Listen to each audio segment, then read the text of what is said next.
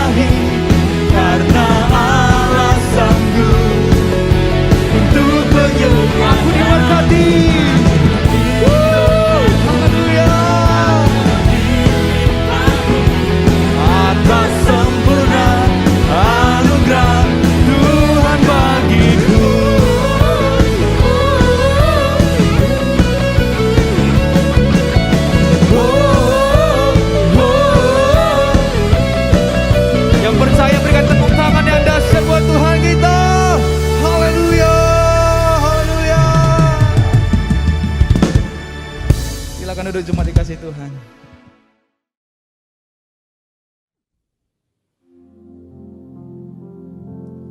Hidupku menggenapi firman-Mu, tanda mujizat sertai tiap langkahku. Kau bersamaku di dalamku, jadi bukti kebenaran. Boleh jemaat Tuhan berikan tepuk tangan yang terbaik kepada Tuhan kita. Kau Tuhan yang setia, Kau Tuhan yang sempurna dalam kehidupan kami. Bila ada rencana-Mu yang jahat buat setiap kami Tuhan, yang percaya dengan iman sama-sama katakan, Tuhan, Kau sempurna dalam rencana-Mu dan karya-Mu. Ku serahkan hidupku, murnikan dengan Roh-Mu. Tuhan, Kau sempurna dalam rencana-Mu dan karya-Mu. Ku serahkan hidupku, murnikan dengan Roh-Mu.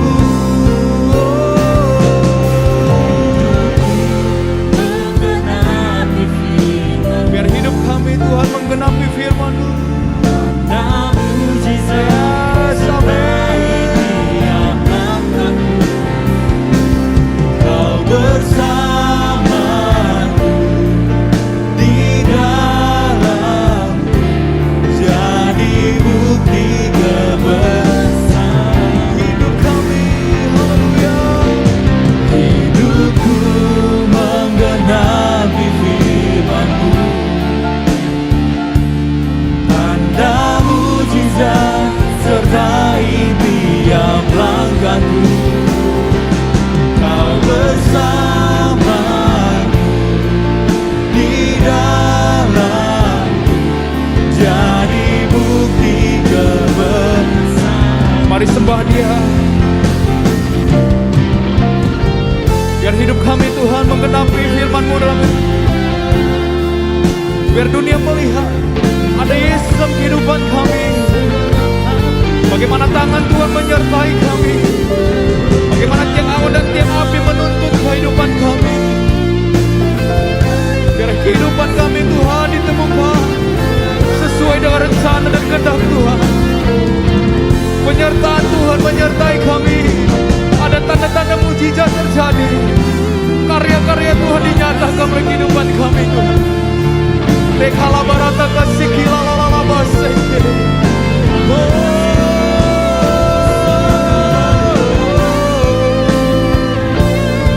Oleh setiap tangan-tangan yang terangkat hari ini Tuhan, kami percaya bila firman-Mu tergenapi dari kehidupan kami Tuhan. Firman-Mu digenapi dalam hidup kami. Haleluya.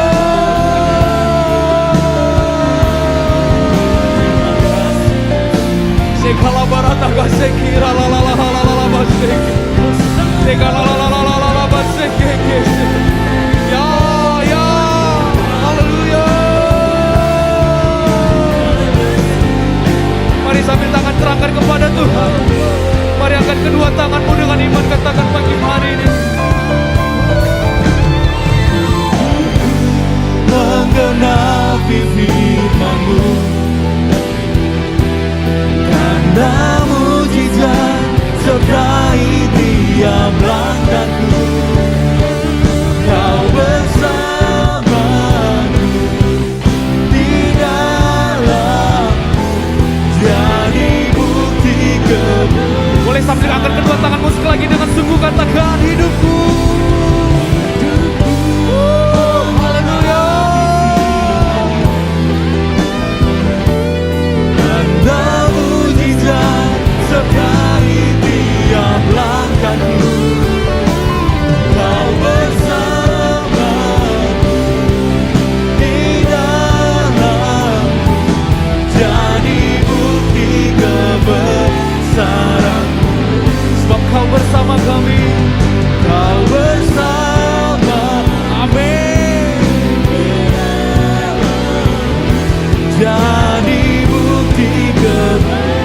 sama-sama katakan. Angkat tanganmu, katakan kepada Tuhan. Kau bersamaku di dalamku, jadi bukti kebesaranmu.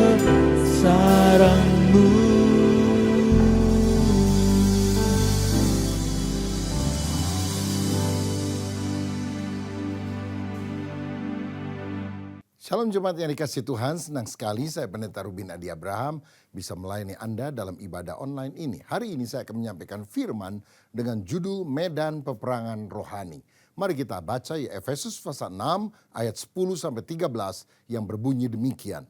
Akhirnya hendaklah kamu kuat di dalam Tuhan, di dalam kekuatan kuasanya. Kenakanlah seluruh perlengkapan senjata Allah supaya kamu dapat bertahan melawan tipu muslihat iblis.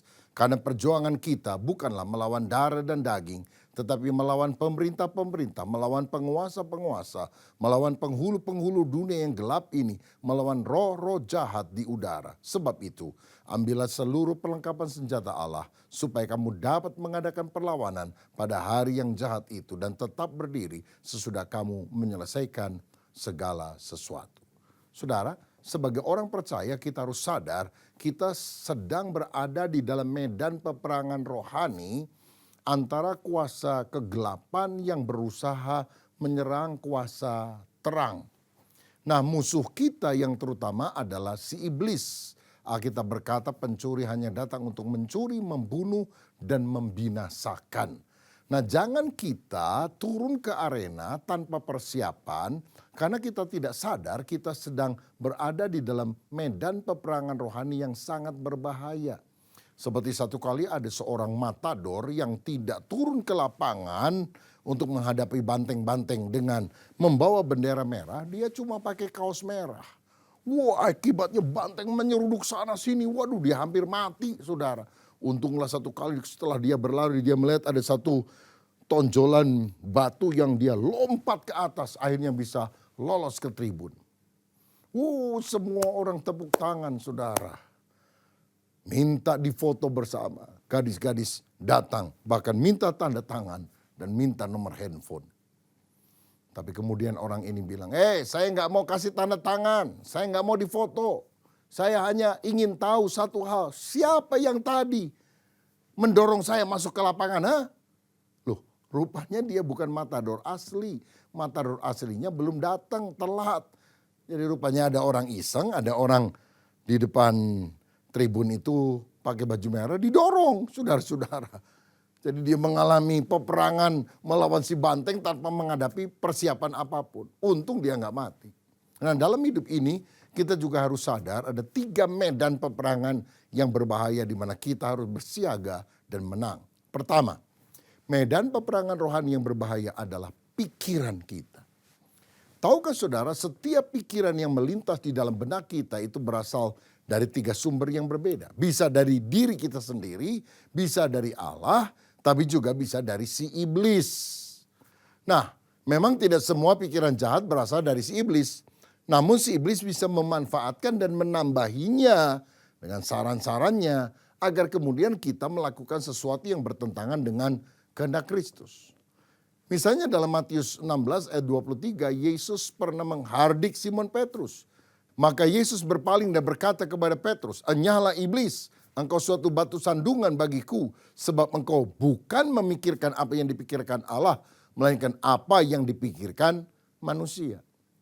Rupanya Petrus mengucapkan pikiran yang dibisikkan iblis ke dalam benaknya. Dan itulah yang ditolak oleh Yesus. Salah satu bentuk bisikan iblis kepada pikiran kita adalah pikiran yang negatif. Negatif terhadap orang lain.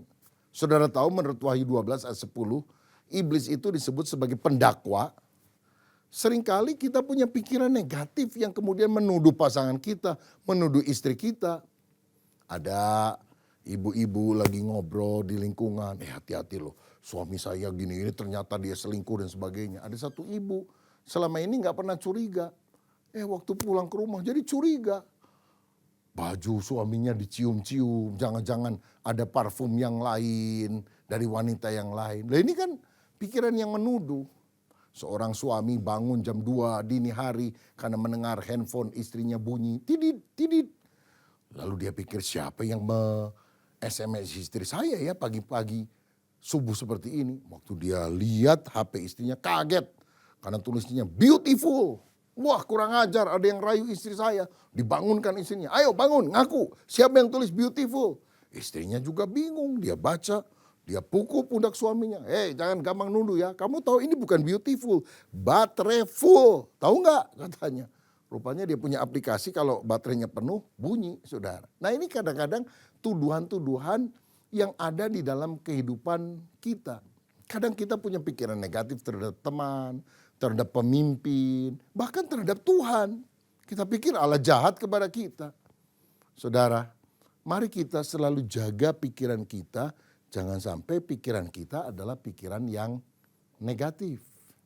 Nah, ada juga pikiran rendah diri.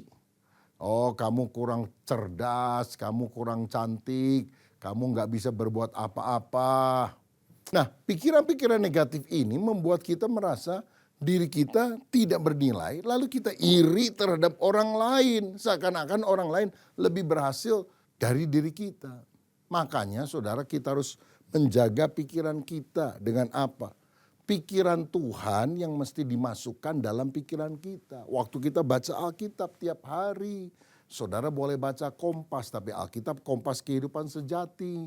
Saudara boleh baca Jakarta Post, Jawa Post, tapi Alkitab adalah Sorga Post. Yang ketika engkau baca setiap hari, itu mengisi pikiran kita dengan pikirannya Allah. Filipi 4 ayat 8. Berkata demikian. Jadi akhirnya saudara-saudara, semua yang benar, semua yang mulia, semua yang adil, semua yang suci, semua yang manis, semua yang sedap, didengar, semua yang disebut kebajikan dan patut dipuji, pikirkanlah semuanya itu.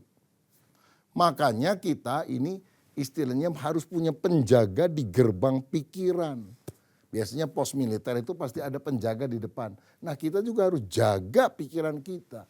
Seperti 1 Petrus 1 ayat 13 berkata, sebab itu siapkanlah akal budimu, waspadalah dan letakkanlah pengharapanmu seluruhnya atas kasih karunia yang dianugerahkan kepadamu pada waktu penyataan Yesus Kristus.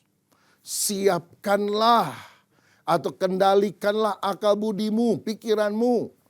Jangan melantur, jangan biarkan pikiran-pikiran yang kotor, pikiran yang tidak benar, itu ada dalam pikiran kita. Jaga. Caranya, pikirkan hal yang positif. Gini saudara, kadang ada orang bilang, saya nggak mau pikir kotor, saya nggak mau pikir kotor, saya nggak mau pikir kotor. Yang datang apa? Pikiran kotor. Gimana supaya tidak pikir kotor? Pikirkan hal yang baik, yang berlawanan. Seperti kalau saya bilang sama saudara, ayo dalam 1 menit ini jangan pikir gajah, jangan pikir gajah, jangan pikir gajah. Jangan pikir gajah yang belalainya panjang, jangan pikir gajah yang badannya besar, jangan pikir gajah. Ayo, saudara lagi pikir apa? Pasti pikir gajah kan? Kalau saudara tidak mau pikir gajah, pikirkan yang lain. Pikir mobil, joknya bagus, setirnya bagus, warnanya menarik. Langsung saudara nggak akan pikirkan gajah, asal jangan pikir gajah naik mobil, itu masih ada unsur gajahnya saudara. Ya, kita tidak bisa menjadi orang rohani tanpa mengendalikan pikiran kita, perenungan kita. Kemenangan atau kekalahan itu dimulai dari pikiran. Dosa disusun di dalam pikiran. Renungan-renungan yang salah akan menguatkan kebiasaan buruk.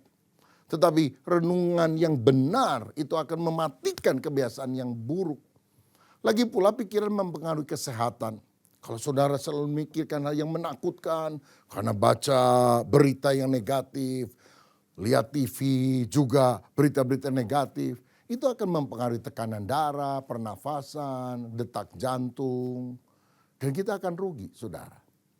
Ada seorang datang ke dokter, dia bilang, dokter bisa nggak kasih saya resep cara supaya saya jadi kurus? Dokter periksa, dia bilang, nggak perlu kurus. Kenapa? Kamu ini ada sakit parah. 3 bulan lagi kamu mati. Hah? Yang benar dokter? Iya.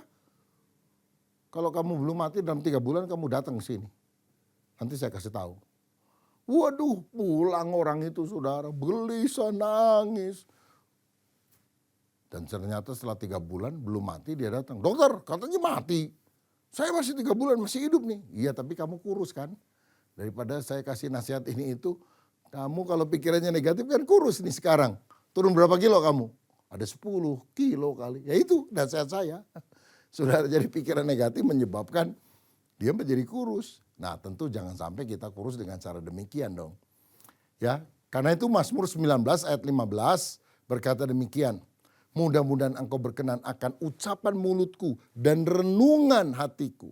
Pemikiran kita, hati kita. Ya Tuhan, gunung batuku dan penebusku. Ayo kita menang dalam peperangan di pikiran kita. Yang kedua medan peperangan yang harus kita waspadai adalah hati. Amsal 4 ayat 23 berkata, jagalah hatimu dengan segala kewaspadaan karena dari situlah terpancar kehidupan. Saudara tahu di dalam Alkitab Yesus Kristus lebih banyak bicara tentang masalah hati. Sikap hati daripada perkara yang lain. Karena hati merupakan pokok segala hal yang ada dalam hidup kita. Hati adalah sesuatu yang utama. Hati adalah manusia itu sebenarnya. Karena Amsal 27 ayat 19 berkata, seperti air mencerminkan wajah, demikianlah hati manusia mencerminkan manusia itu. Jadi orang itu bukan gelarnya, bukan pangkatnya, bukan pekerjaannya. Orang itu adalah hatinya. Kalau hatinya bersih, hidupnya juga akan bersih. Hati itu menunjukkan sikap dan emosi kita. Kita seringkali benci dengan dan melawan dosa-dosa perbuatan. Berzina, mencuri, membunuh. Oh, dosa besar. Oh, saya tidak akan melakukan hal itu. Tapi kita membiarkan dosa emosi, dosa hati itu ada dalam hidup kita. Iri, sombong, pemarah. Oh, sama-sama dosa loh saudara. Kenapa orang Israel banyak yang mati di padang gurun setelah berputar 40 tahun? Dosanya apa? Bersungut-sungut. Ngomel, itu sikap hati yang tidak berkenan kepada Allah. Karena itu mari kita kendalikan sikap yang salah itu dengan pengucapan syukur. Tiap hari bersyukur, berdoa, bernyanyi, memuji Tuhan. Persembahkanlah syukur sebagai korban, kata Alkitab. Mengucap syukurlah dalam segala hal karena itulah yang dikehendaki Allah di dalam Kristus bagi kamu. Jangan sampai kita jadi orang yang penuh kepahitan, tidak mau mengampuni. Itu kan penyakit hati, saudara. Ibrani 12 ayat 14, 15 berkata, berusahalah hidup damai dengan semua orang dan kejarlah kekudusan, sebab tanpa kekudusan tidak seorang pun akan melihat Tuhan. Jagalah supaya jangan ada seorang pun menjauhkan diri dari kasih karunia Allah, agar jangan tumbuh akar yang pahit, yang menimbulkan kerusuhan dan yang mencemarkan banyak orang. Lihat saudara, kalau ada kepahitan dalam hati kita, lebih mudah dicabut ketika itu baru tunas kecil, daripada kalau sudah berubah menjadi dendam yang sangat merugikan hidup kita. Jaga hati ini supaya bersih. Jangan ada biarkan hal-hal yang busuk terjadi. Markus 7 ayat 20-23 berkata, katanya lagi apa yang keluar dari seseorang itulah yang menajiskannya. Sebab dari dalam, dari hati orang timbul segala pikiran jahat, percabulan, pencurian, pembunuhan, perzinahan, keserakahan, kejahatan, kelicikan, hawa nafsu, iri hati, hujat, kesombongan, kebebalan. Semua hal-hal jahat ini timbul dari dalam dan menajiskan orang. Apa yang masuk tidak membuat kita najis. Apa yang keluar itu membuat kita najis, kata Yesus. Jadi babi yang masuk halal. Asal jangan banyak-banyak lah. Babi yang keluar haram. Saudara maki orang, babi lu. Wah itu haram saudara. Makanya hati kita ini perlu dijaga dari segala panah api si iblis. Ada penyakit hati yang bahaya. Misalnya apa? Tinggi hati, sombong. Oh, jauhkan diri kita dari kesombongan seperti itu. Tawar hati, kecewa, gampang tersinggung. Oh, biar kita tidak punya sikap demikian. Sakit hati, dipendam terus. 1000 tahun aku tidak akan lupa apa perbuatannya bagiku. Bodohnya sendiri kalau begitu. Mendua hati, percaya kepada Allah tapi mengejar mamon, materialisme yang seringkali membuat kita menyimpang dari Allah. Ini juga penyakit hati yang bahaya. Ayo jaga hati, jangan sampai pahit hati, jangan sampai kecewa. Tapi selalu bersyukur, berterima kasih kepada Tuhan. Nah, medan peperangan rohani ketiga yang kita harus waspadai adalah mulut. Amsal 18 ayat 21 berkata, hidup dan mati dikuasai lidah. Siapa suka menggemakannya akan memakan buahnya. Kehidupan dan kematian itu sangat ditentukan dari bagaimana cara kita berbicara. Lihat waktu Hitler memerintah dan dia bilang, bunuh. Waduh, ucapan itu menyebabkan jutaan orang Yahudi mati loh saudara sekalian. Tapi kalau seorang hamba Tuhan memberitakan kebenaran firman, buka hati, engkau akan selamat karena Yesus juru selamatmu. Oh, orang yang mestinya masuk neraka berubah menjadi masuk ke dalam kerajaan sorga. Bukan itu sangat ditentukan oleh perkataan yang keluar. Saudara, makanya mulut kita harus menjadi alat Roh Kudus, bukan menjadi alatnya iblis. Mulut, lidah itu media netral, bisa dipakai untuk yang baik atau yang jahat. Makanya kita perlu berdoa seperti pemazmur dalam Mazmur 141 ayat 3 berkata, awasilah mulutku ya Tuhan, berjagalah pada pintu bibirku. Kalau ada omongan yang tidak berkenan, digembok aja Tuhan, berjaga-jaga pada pintu bibirku. Makanya saudara, kita jangan bicara negatif yang mengecilkan semangat orang, hati orang. Seperti 10 pengintai melihat kondisi tanah Kanaan. Wah, orangnya besar-besar, bangsa raksasa. Mereka akan menelan kita sampai habis. Sampai orang Israel ciut semua hatinya. Tapi kalau mulutnya seperti Yosua dan Kaleb berkata, memang musuhnya besar. Tapi Allah kita lebih besar. Kita yang akan menelan mereka sampai habis. Bukankah mulut itu menjadi mulut yang menguatkan orang lain, saudara? Nah, jadi hati-hati dengan kata-kata negatif. Apalagi gosip, ya, hoax, hati-hati. Kita harus disiplin diri, tutup mulut. Kalau kita belum tahu duduk perkara yang sebetulnya. Kalau orang ke dokter saya sakit. Kadang-kadang dokter bilang gini, coba buka mulutnya, dilihat pakai senter tuh saudara. Rupanya sakit sehatnya orang bisa dilihat dari mulutnya. Nah sayang sekali banyak orang hatinya untuk Tuhan, mulutnya dipakai setan. Oh tidak boleh itu. Saudara tahu, manusia rata-rata dalam 1 menit bisa mengucapkan 12-15 kata. Kalau dikumpulkan dalam setahun kita bisa menulis 300 jilid buku yang masing-masing tebalnya 100 halaman. Jadi kalau semua perkataan kita dicatat, kita bikin 300 buku loh saudara setahun. Luar biasa kan. Masalahnya judulnya apa? Seringkali judulnya negatif. Karena itu jaga mulut. Hindari percakapan yang sia-sia, yang tidak berguna, yang kosong, yang kotor, bahasa kebun binatang, mengkritik tajam orang lain. Kita harus meninggalkan kebiasaan buruk itu. Jangan mengucapkan kata-kata yang melukai, yang penuh dengan dendam. Tapi teladani apa yang dilakukan Yesus. Dalam 1 Petrus 2 ayat 22, 23. Dikatakan ia tidak berbuat dosa dan tipu tidak ada dalam mulutnya. Ketika ia dicaci maki, ia tidak membalas dengan mencaci maki. Ketika ia menderita, ia tidak mengancam. Tetapi ia menyerahkan kepada Dia yang menghakimi dengan adil.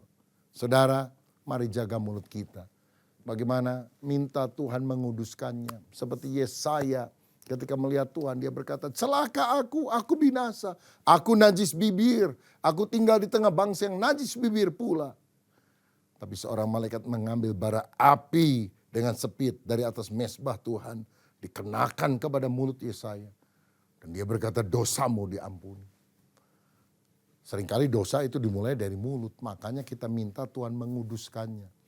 Dan mari kita belajar mengucapkan firman.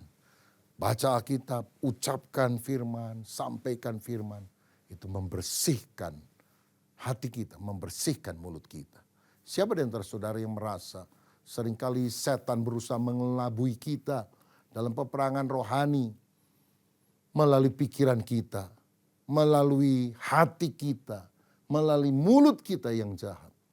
Hari ini mari kita bertobat dan berkata, Tuhan, biar pikiranku bersih, hatiku beres di hadapan Tuhan, dan mulutku juga menyampaikan kata-kata yang menguatkan orang, menyampaikan firman, kesaksian, sehingga banyak orang terberkati dalam hidupku.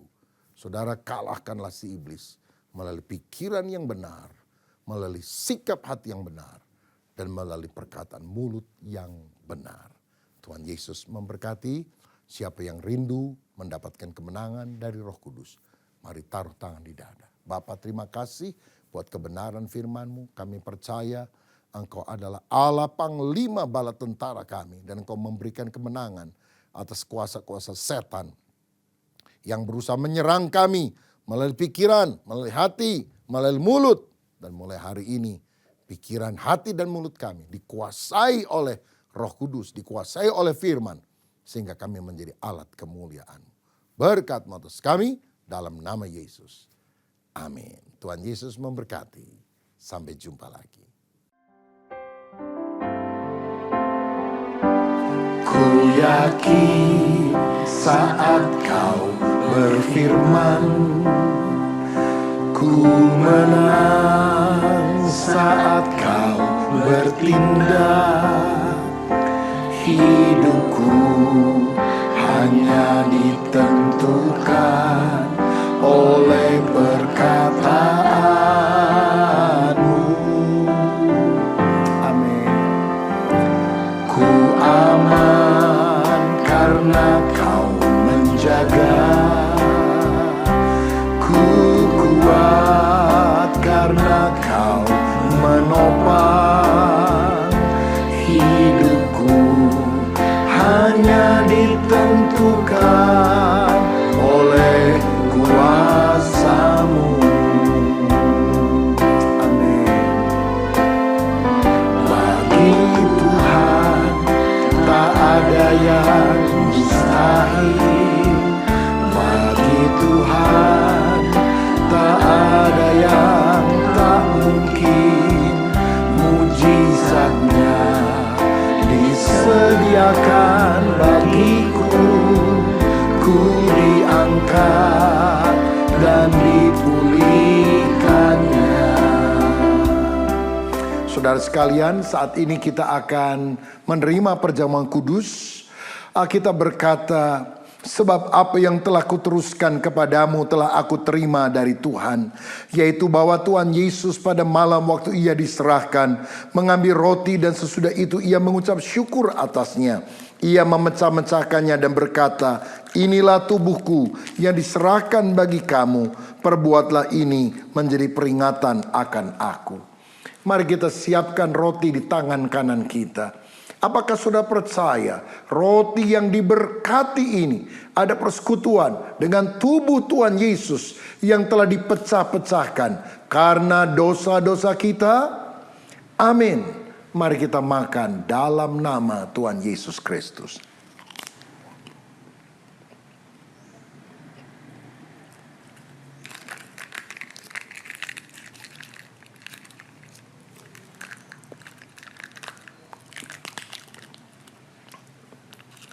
Selanjutnya firman Tuhan berkata, demikian juga ia mengambil cawan sesudah makan, lalu berkata, cawan ini adalah perjanjian baru yang dimateraikan oleh darahku.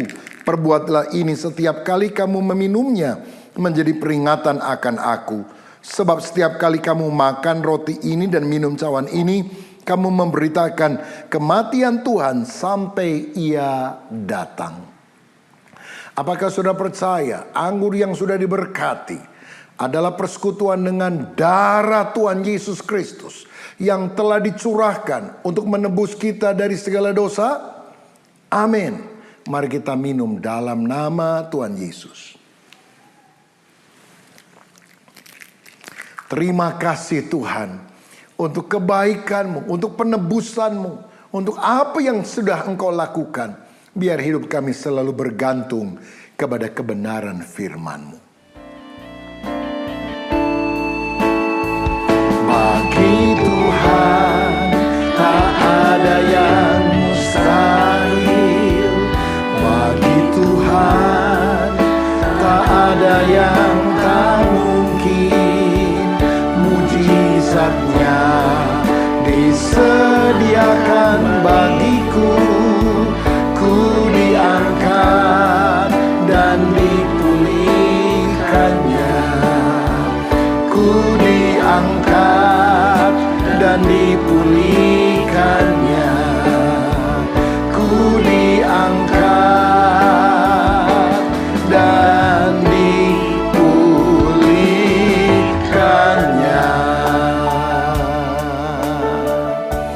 Bapa, terima kasih untuk firman-Mu, juga terima kasih untuk perjamuan kudus. Di dalam nama Yesus, amin.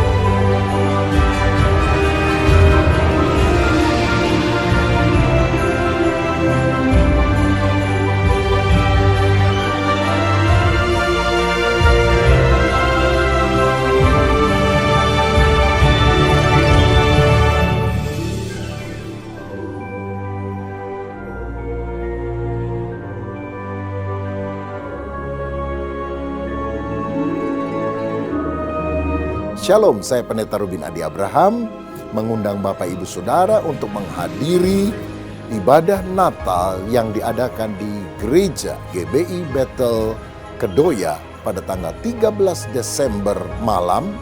Ajaklah seluruh keluarga, rekan-rekan, dan siapapun juga untuk bersama-sama merayakan sukacita Natal. Tuhan Yesus memberkati.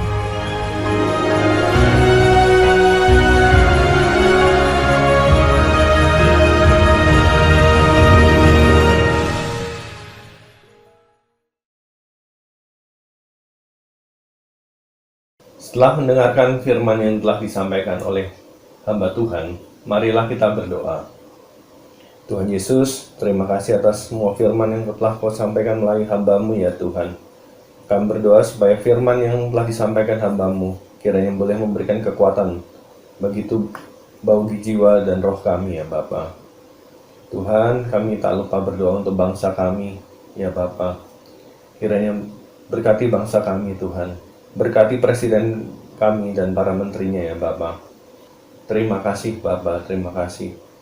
Tuhan, kami berdoa untuk gembala sidang gereja kami, Pak Rubin Adi, Pak Julius, Pak Suryanta. Tuhan, kami berdoa kiranya hikmat-Mu ya Tuhan menyertai mereka senantiasa. Kami berdoa supaya mereka tetap takut akan Tuhan dan tetap setia ya Bapa. Terima kasih Bapak, terima kasih.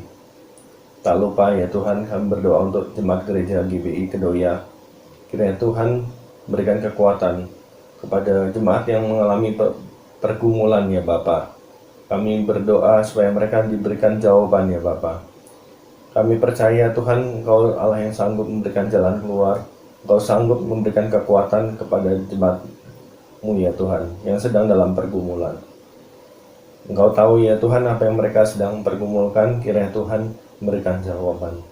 Terima kasih Bapa, terima kasih. Kami sampaikan semua doa dan permohonan kami di dalam nama Tuhan Yesus Kristus. Haleluya. Amin. Jemaat yang dikasihi Tuhan, mari angkat tanganmu dan hatimu, dan terimalah berkat Tuhan. Biar berkat daripada Allah Bapa, kasih daripada Tuhan Yesus Kristus, persekutuan dan penghiburan di Roh-Nya Kudus, biar itu tinggal di dalam hidup saudara dan saya. Sehingga kita semua boleh menjadi orang-orang yang dipenuhi oleh firman. Dan kita boleh menjalankan satu kehidupan yang saling menjadi teladan satu dengan yang lainnya. Kita boleh saling mengasihi dengan tulus. Kita boleh baik di dalam berkata-kata dan di dalam bertingkah laku. Kita boleh setia dan kita boleh menjaga kesucian kita masing-masing. Sampai Tuhan datang kepada kita dan kita boleh menyukakan hatinya. Biar berkat ini turun atas kita semua, mulai dari saat ini, bahkan sampai selama-lamanya. Yang percaya bersama-sama kita katakan, amin. Tuhan memberkati. Salam sehati.